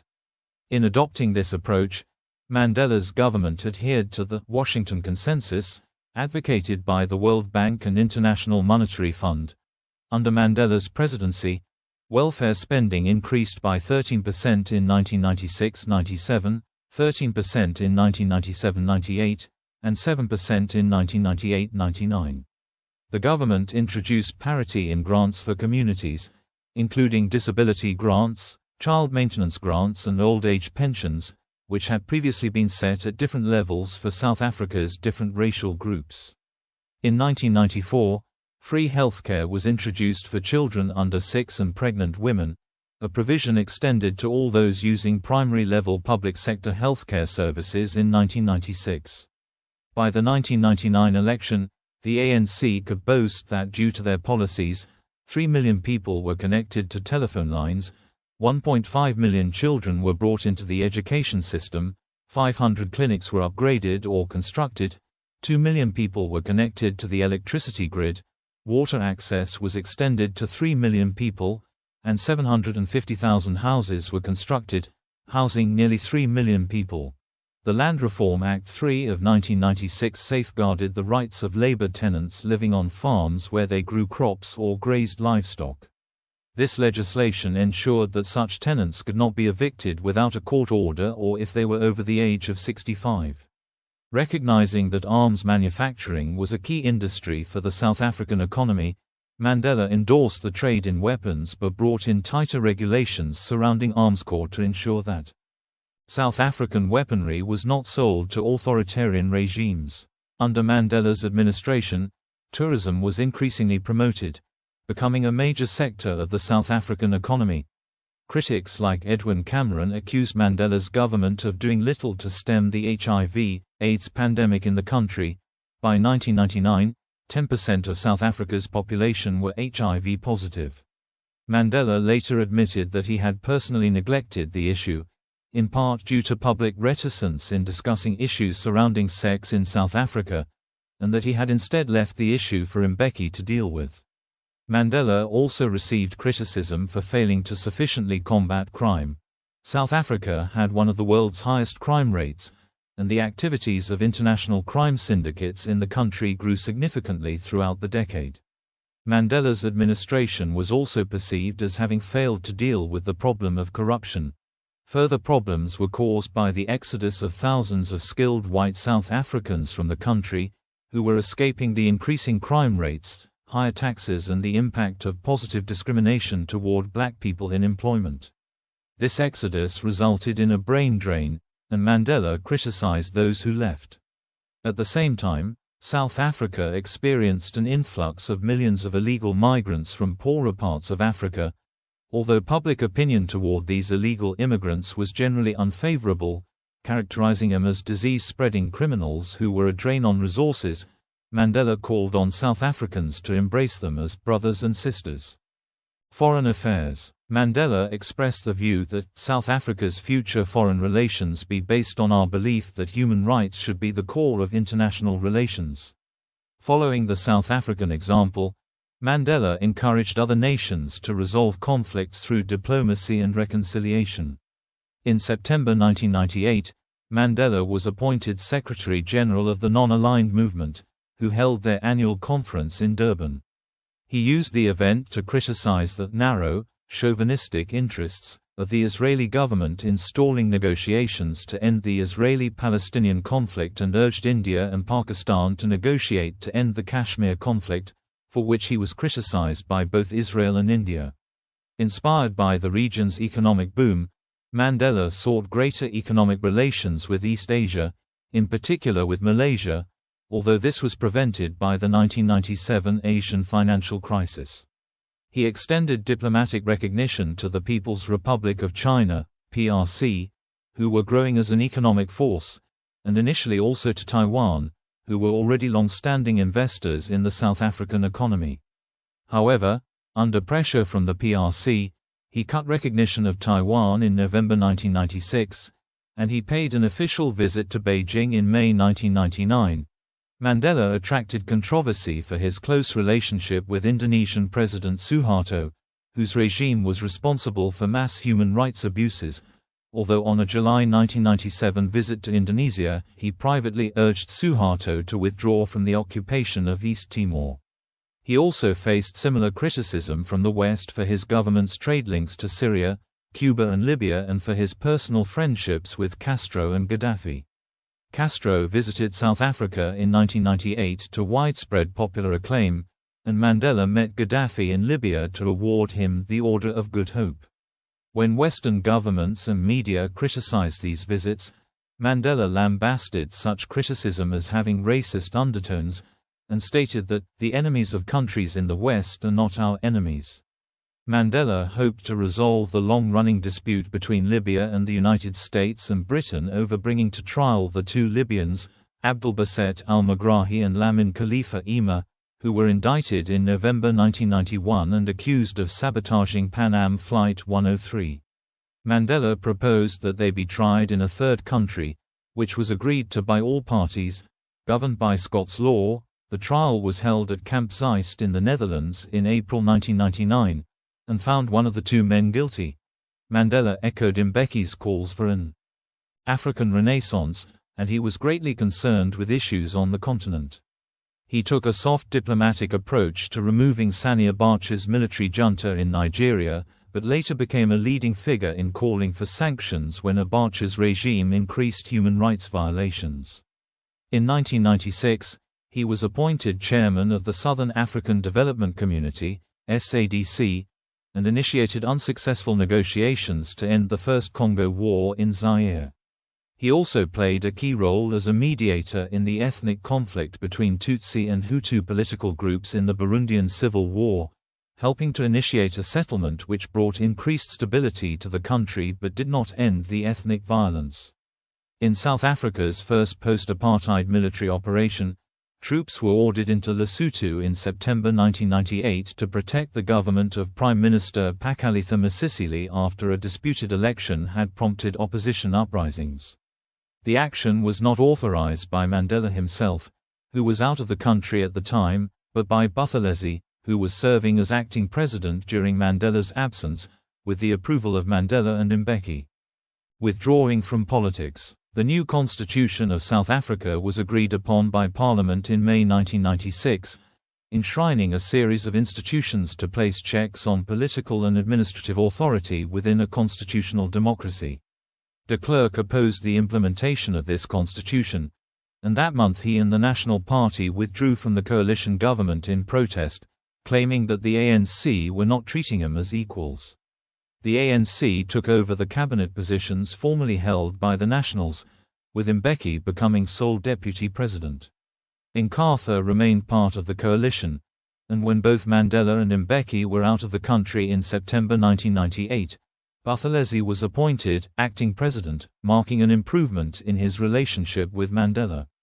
Although Mandela had often governed decisively in his first 2 years as president, he had subsequently increasingly delegated duties to Mbeki, retaining only a close personal supervision of intelligence and security measures.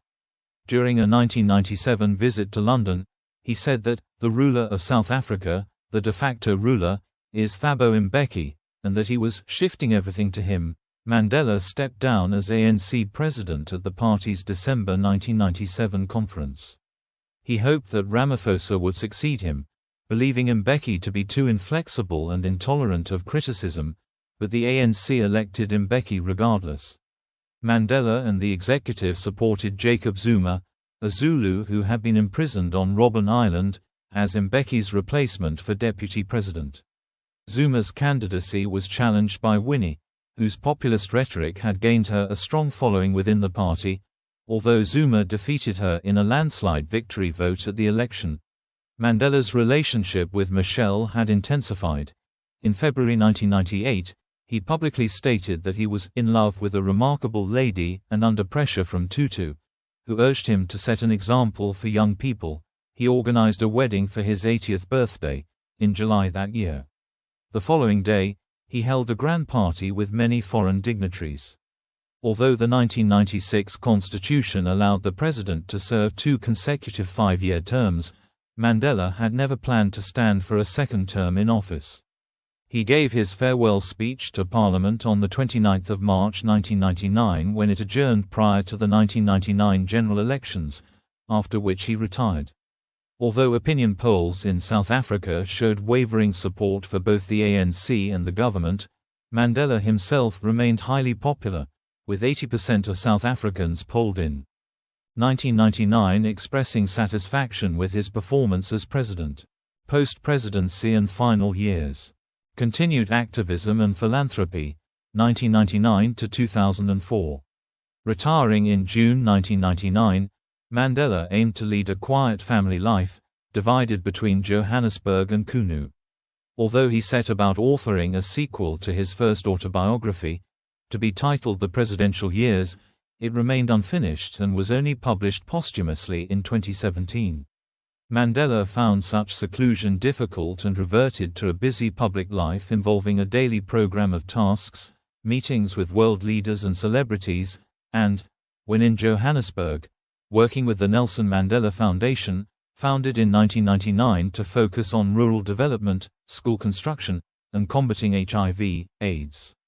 Although he had been heavily criticized for failing to do enough to fight the HIV/AIDS pandemic during his presidency, he devoted much of his time to the issue following his retirement, describing it as a war that had killed more than all previous wars. Affiliating himself with the Treatment Action Campaign, he urged Mbeki's government to ensure that HIV-positive South Africans had access to antiretrovirals.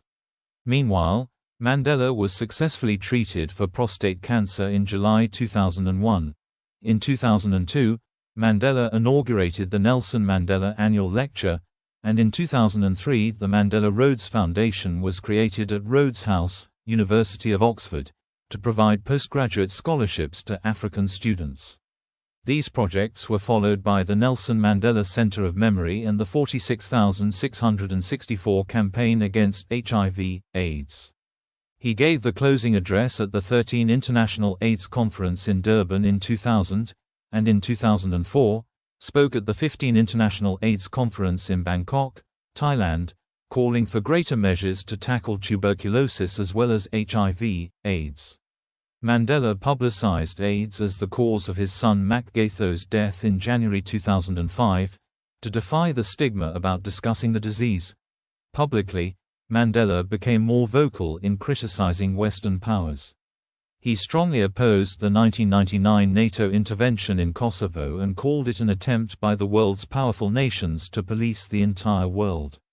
In 2003, he spoke out against the plans for the United States to launch a war in Iraq, describing it as a tragedy, and lambasting U.S. President George W. Bush and British Prime Minister Tony Blair, whom he referred to as an American foreign minister, for undermining the UN, saying, "All that Mr. Bush wants is Iraqi oil." He attacked the United States more generally, asserting that, if there is a country that has committed unspeakable atrocities in the world, it is the United States of America, citing the atomic bombing of Japan. This attracted international controversy, although he later improved his relationship with Bush. Retaining an interest in the Lockerbie suspect, he visited Megrahi in Barlinnie prison and spoke out against the conditions of his treatment, referring to them as psychological persecution.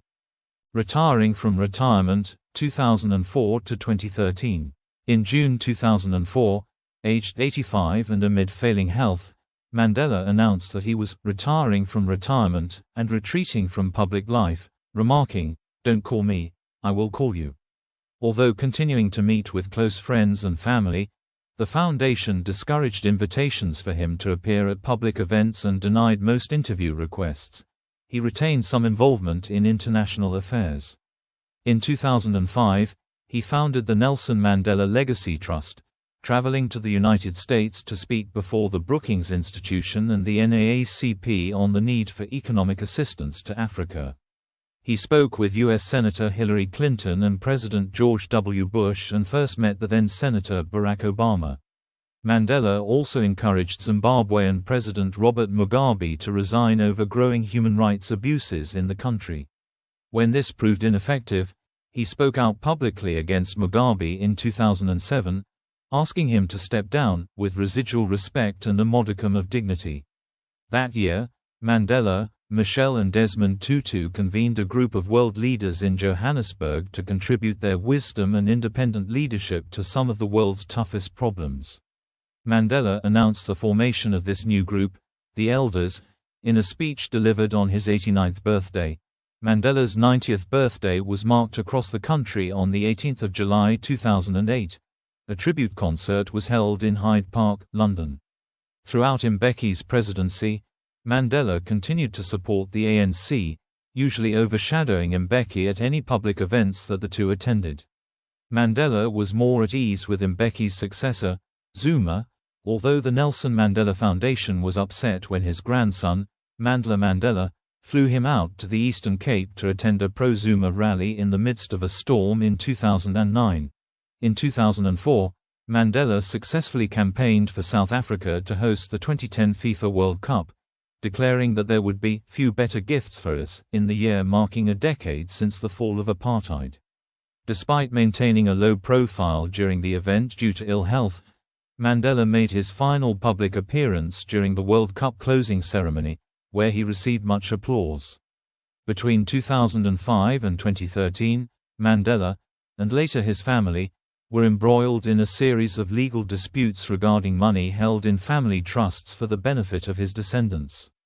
In mid-2013, as Mandela was hospitalized for a lung infection in Pretoria, his descendants were involved in an intra-family legal dispute relating to the burial place of Mandela's children, and ultimately Mandela himself. Illness and death, 2011 to 2013. In February 2011, Mandela was briefly hospitalized with a respiratory infection, attracting international attention, before being readmitted for a lung infection and gallstone removal in December 2012. After a successful medical procedure in early March 2013, his lung infection recurred and he was briefly hospitalized in Pretoria.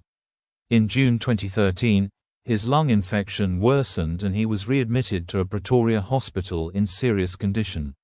The Archbishop of Cape Town Thabo Makgoba visited Mandela at the hospital and prayed with Michelle, while Zuma cancelled a trip to Mozambique to visit him the following day. In September 2013, Mandela was discharged from hospital, although his condition remained unstable. After suffering from a prolonged respiratory infection, Mandela died on 5 December 2013 at the age of 95, at around 2050 local time at his home in Healdtown, surrounded by his family. Zuma publicly announced his death on television, proclaiming 10 days of national mourning. A memorial service held at Johannesburg's FNB Stadium on 10 December 2013, and 8 December as a national day of prayer and reflection. Mandela's body lay in state from 11 to 13 December at the Union Buildings in Pretoria, and a state funeral was held on 15 December in Kunu. Approximately 90 representatives of foreign states traveled to South Africa to attend memorial events. It was later revealed that R300 million, about $20 million, originally earmarked for humanitarian development projects, had been redirected to finance the funeral. The media was awash with tributes and reminiscences, while images of tributes to Mandela proliferated across social media.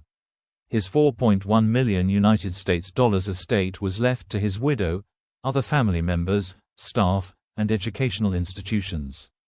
Political ideology. A friend once asked me how I could reconcile my creed of African nationalism with a belief in dialectical materialism. For me, there was no contradiction. I was first and foremost an African nationalist fighting for our emancipation from minority rule and the right to control our own destiny. But at the same time, South Africa and the African continent were part of the larger world. Our problems, while distinctive and special, were not unique, and the philosophy that placed those problems in an international and historical context of the greater world and the course of history was valuable. I was prepared to use whatever means necessary to speed up the erasure of human prejudice and the end of chauvinistic and violent nationalism. Nelson Mandela, 1994. Mandela identified as both an African nationalist, an ideological position he held since joining the ANC, and as a socialist. He was a practical politician, rather than an intellectual scholar or political theorist. According to biographer Tom Lodge, for Mandela, politics has always been primarily about enacting stories, about making narratives, primarily about morally exemplary conduct, and only secondarily about ideological vision, more about means rather than ends.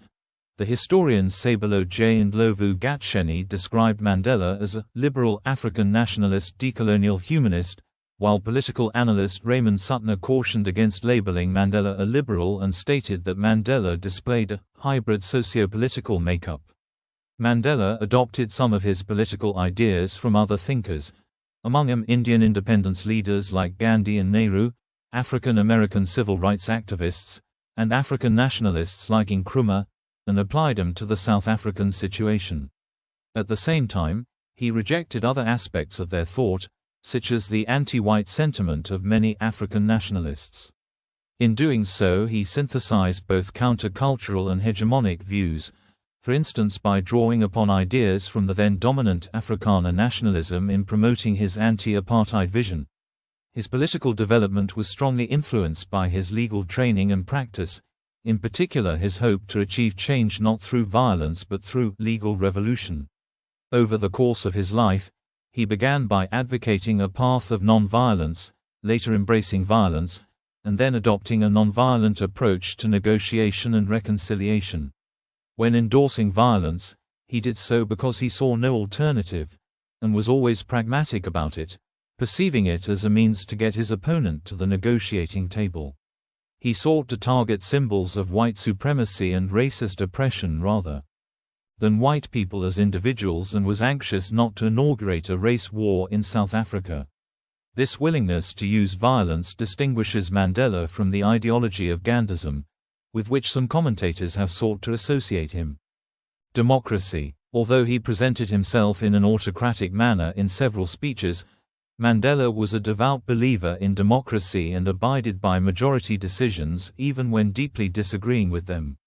He had exhibited a commitment to the values of democracy and human rights since at least the 1960s. He held a conviction that inclusivity, accountability and freedom of speech were the fundamentals of democracy, and was driven by a belief in natural and human rights. Suttner argued that there were two modes of leadership that Mandela adopted.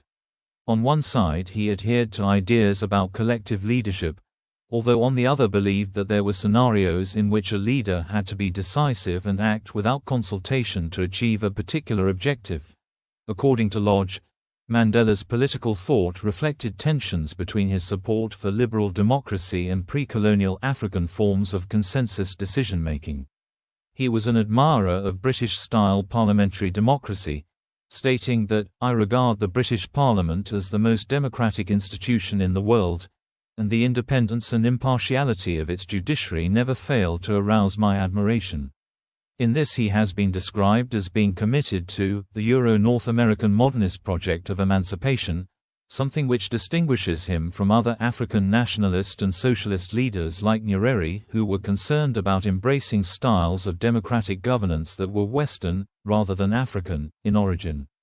Mandela nevertheless also expressed admiration for what he deemed to be indigenous forms of democracy, describing Xhosa traditional society's mode of governance as democracy in its purest form. Socialism and Marxism. Mandela advocated the ultimate establishment of a classless society, with Sampson describing him as being openly opposed to capitalism, private land ownership and the power of big money. Mandela was influenced by Marxism, and during the revolution he advocated scientific socialism. He denied being a communist at the Treason trial, and maintained this stance both when later talking to journalists, and in his autobiography, where he outlined that the cooperation with the SACP was pragmatic, asking rhetorically, who is to say that we were not using them? According to the sociologist Craig Saudian, sympathetic as Mandela was to socialism, a communist he was not. Conversely, the biographer David Jones Smith stated that Mandela embraced communism and communists in the late 1950s and early 1960s, while the historian Stephen Ellis commented that Mandela had assimilated much of the Marxist-Leninist ideology by 1960. Ellis also found evidence that Mandela had been an active member of the South African Communist Party, SACP, during the late 1950s and early 1960s, something that was confirmed after his death by both the ANC and the SACP, the latter of which claimed that he was not only a member of the party, but also served on its central committee. His membership had been hidden by the ANC, aware that knowledge of Mandela's former SACP involvement might have been detrimental to his attempts to attract support from Western countries.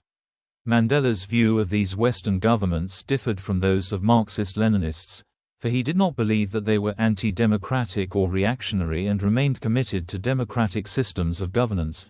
The 1955 Freedom Charter, which Mandela had helped create, called for the nationalization of banks, gold mines and land, to ensure equal distribution of wealth. Despite these beliefs, Mandela initiated a program of privatization during his presidency in line with trends in other countries of the time. It has been repeatedly suggested that Mandela would have preferred to develop a social democratic economy in South Africa, but that this was not feasible as a result of the international political and economic situation during the early 1990s. This decision was in part influenced by the fall of the socialist states in the Soviet Union and Eastern Bloc during the early 1990s. Personality and personal life. Mandela was widely considered a charismatic leader, described by biographer Mary Benson as a born mass leader who could not help magnetizing people. He was highly image conscious and throughout his life always sought out fine quality clothes, with many commentators believing that he carried himself in a regal manner. His aristocratic heritage was repeatedly emphasized by supporters, thus contributing to his charismatic power.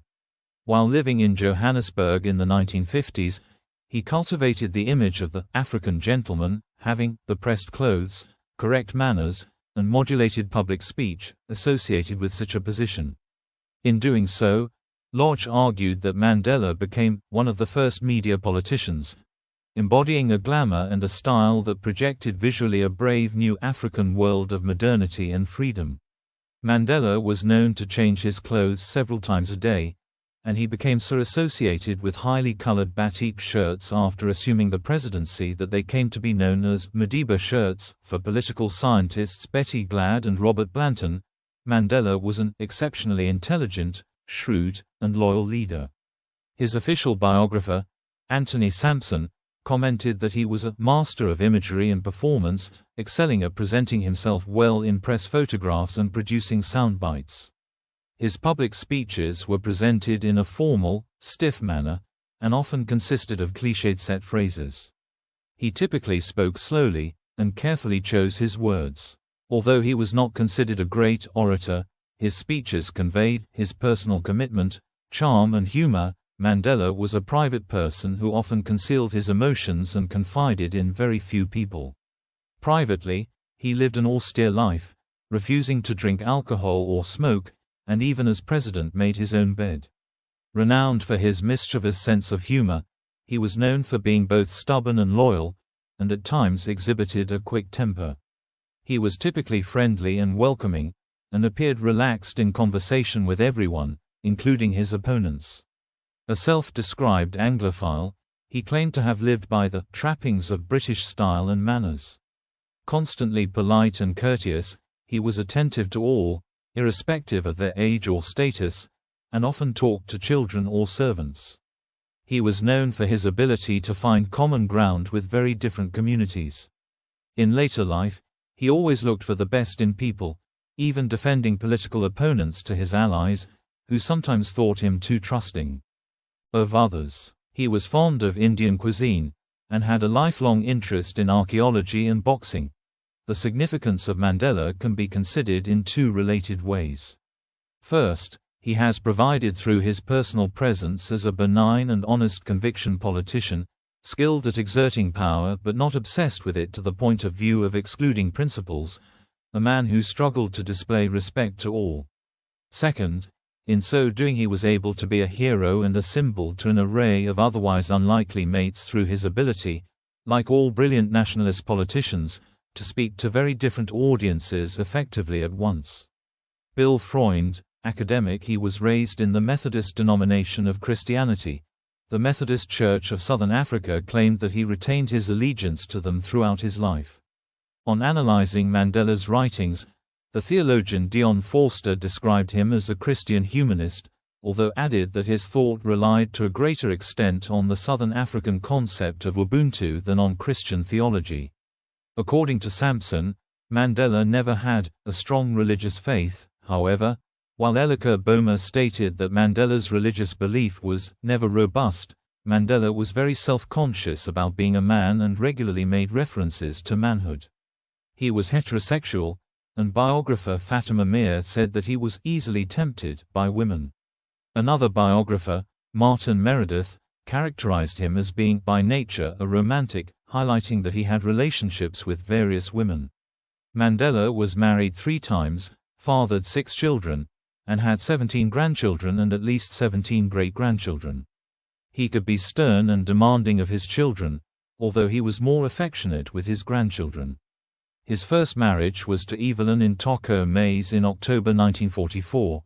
They divorced in March 1958 under the multiple strains of his alleged adultery and constant absences, devotion to revolutionary agitation, and the fact that she was a Jehovah's Witness, a religion requiring political neutrality. Mandela's second wife was the social worker Winnie Madikizela Mandela, whom he married in June 1958. They divorced in March 1996. Mandela married his third wife, Graca Michelle, on his 80th birthday in July 1998. Reception and legacy. By the time of his death, within South Africa, Mandela was widely considered both the father of the nation and the founding father of democracy. Outside of South Africa, he was a global icon, with the scholar of South African studies Rita Barnard describing him as one of the most revered figures of our time. One biographer considered him a modern democratic hero. Some have portrayed Mandela in messianic terms, in contrast to his own statement that "I was not a messiah, but an ordinary man who had become a leader because of extraordinary circumstances." He is often cited alongside Mahatma Gandhi and Martin Luther King Jr. as one of the 20th century's exemplary anti-racist and anti-colonial leaders.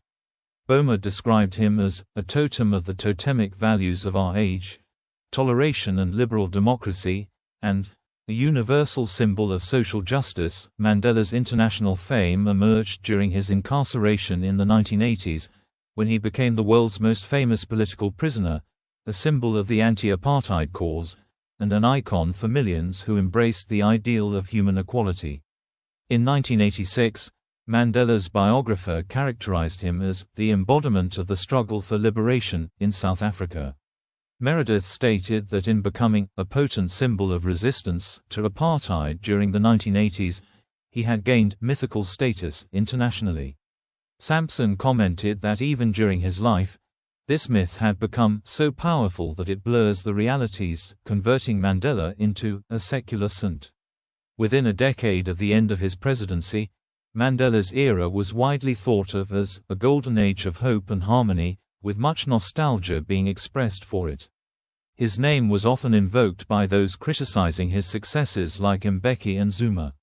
Across the world, Mandela earned international acclaim for his activism in overcoming apartheid and fostering racial reconciliation, coming to be viewed as a moral authority with a great concern for truth.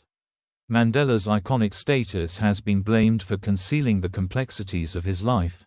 Mandela generated controversy throughout his career as an activist and politician, having detractors on both the right and the radical left. During the 1980s, Mandela was widely labeled a terrorist by prominent political figures in the Western world for his embrace of political violence. According to Thatcher, for instance, the ANC was a typical terrorist organization. The U.S. government's State and Defense Departments officially designated the ANC as a terrorist organization, resulting in Mandela remaining on their terrorism watch list until 2008. On the left, some voices in the ANC, among them Frank B. Wilderson III, accused him of selling out for agreeing to enter negotiations with the apartheid government and for not implementing the reforms of the Freedom Charter during his presidency. According to Barnard, there is also a sense in which his chiefly bearing and mode of conduct, the very respect and authority he accrued in representing his nation in his own person, went against the spirit of democracy, and concerns were similarly expressed that he placed his own status and celebrity above the transformation of his country. His government would be criticized for its failure to deal with both the HIV/AIDS pandemic and the high levels of poverty in South Africa. Orders, decorations, monuments, and honors. Over the course of his life, Mandela was given over 250 awards, accolades, prizes, honorary degrees and citizenships in recognition of his political achievements. Among his awards were the Nobel Peace Prize, the U.S. Presidential Medal of Freedom, the Soviet Union's Lenin Peace Prize, and the Libyan Al-Gaddafi International Prize for Human Rights. In 1990, India awarded him the Bharat Ratna, and in 1992 Pakistan gave him their Nishan-e-Pakistan. The same year, he was awarded the Ataturk Peace Award by Turkey. He at first refused the award, citing human rights violations committed by Turkey at the time, but later accepted the award in 1999. He was appointed to the Order of Isabella the Catholic and the Order of Canada, and was the first living person to be made an honorary Canadian citizen. Queen Elizabeth II appointed him as a Bailiff Grand Cross of the Order of St. John and granted him membership in the Order of Merit. In 2004, Johannesburg granted Mandela the freedom of the city, and in 2008 a Mandela statue was unveiled at the spot where Mandela was released from prison. On the Day of Reconciliation 2013, a bronze statue of Mandela was unveiled at Pretoria's Union Buildings.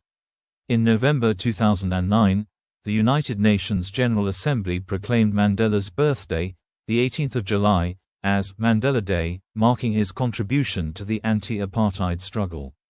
It called on individuals to donate 67 minutes to doing something for others, commemorating the 67 years that Mandela had been a part of the movement. In 2015, the UN General Assembly named the amended Standard Minimum Rules for the Treatment of Prisoners as the Mandela Rules, to honor his legacy. Subsequently, the years 2019 to 2028 were also designated the United Nations Nelson Mandela Decade of Peace. Biographies and popular media. The first biography of Mandela was based on brief interviews with him that the author, Mary Benson, had conducted in the 1960s. 2 authorized biographies were later produced by friends of Mandela. The first was Fatima Meer's Higher Than Hope, which was heavily influenced by Winnie and thus placed great emphasis on Mandela's family. The second was Anthony Sampson's Mandela, published in 1999. Other biographies included Martin Meredith's Mandela, first published in 1997, and Tom Lodge's Mandela, brought out in 2006.